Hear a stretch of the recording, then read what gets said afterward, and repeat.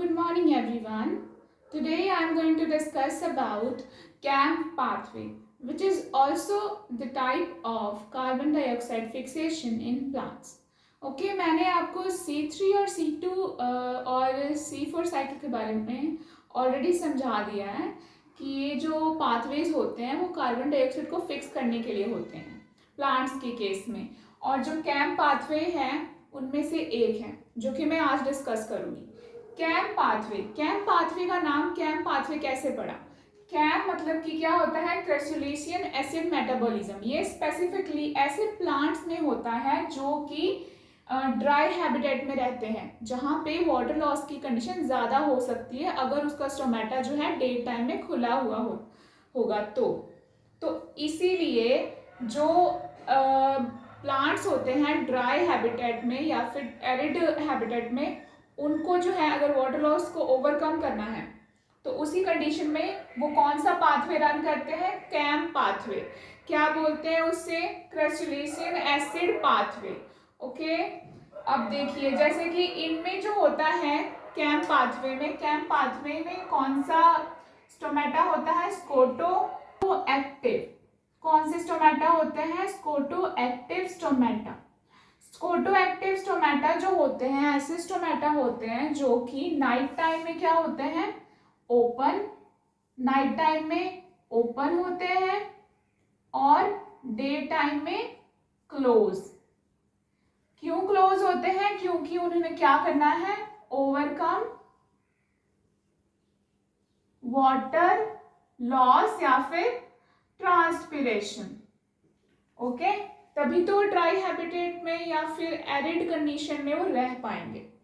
जैसे कि हमने देखा था कि C4 जो पाथवे चलता है C4 प्लांट्स में, उनमें जो भी साइकिल होते हैं वो दो सेल के अंदर पूरे होते हैं। जैसे कि C4 पाथवे किस में चलता है? मीजोफिल सेल में। और बाकी जो C3 साइकिल है वो किस में चलता है? बंडल शीथ सेल में।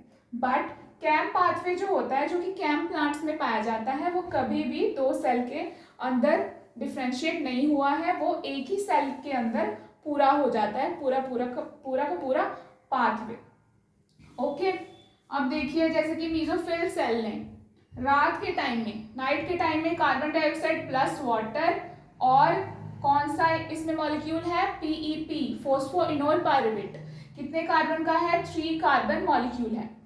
इनको दोनों को फिक्स करेगा कौन सा एंजाइम? फिक्स करेगा पीईपी कार्बोक्सिलेज, इसको फिक्स करेगा और किस में फॉर्म करेगा?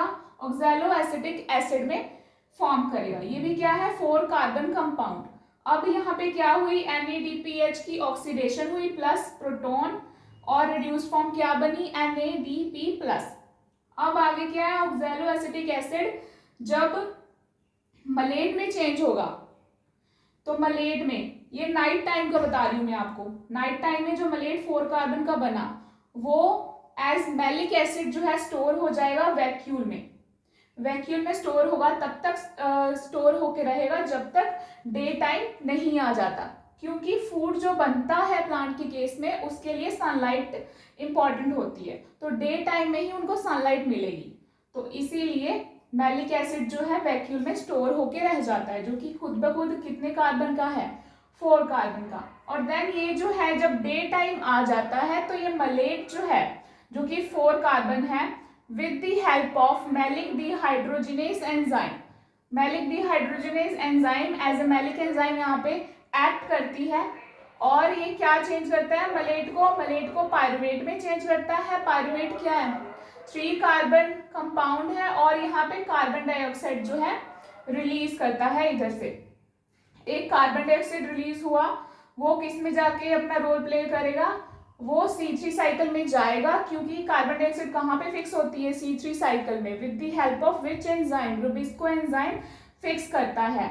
किसके साथ फिक्स करता है? 5 कार्बन कंपाउंड के साथ फिक्स करता है, RUBP के साथ फिक्स करेगा। एंड देन जो भी C3 साइकिल मैंने आपको बताया था कि कैसे कैसे फूड बनता है, कैसे कैसे वो साइकिल चलती है, और लास्ट में हमारा प्रोडक्ट जो है क्या बनेगा? Sugar, glucose. ठीक है, मेन तो काम क्या है इस पाथवे का? शुगर बनाना। ओके, उसके बाद जो पायरुवेट बना, पायरुवेट आया हमारे पास मलेट से, क्यों, कैसे आया? क्योंकि कौन सा एंजाइम यहाँ पे एक्ट किया? Maleic dehydrogenase. पायरुवेट क्या है? 3 कार्बन कंपाउंड। जब ये मॉलिक्यूल हमारे पास आया तो यहाँ पे एनर्जी की नीड थी, तो इसीलिए जो है एटीपी जो है एडीपी प्लस 1 फॉस्फेट में रिलीज हुआ, क्योंकि इसने एनर्जी प्रोवाइड की है। देन नेक्स्ट पायरुवेट जो है पीईपी में रीजनरेट हो गया और दोबारा से क्या बनाया उसने? 3 carbon molecule, that is PEP, phosphoenolpyruvate. ये जो साइकिल है ऐसे ही चलता रहता है CAM pathway in case of CAM plants.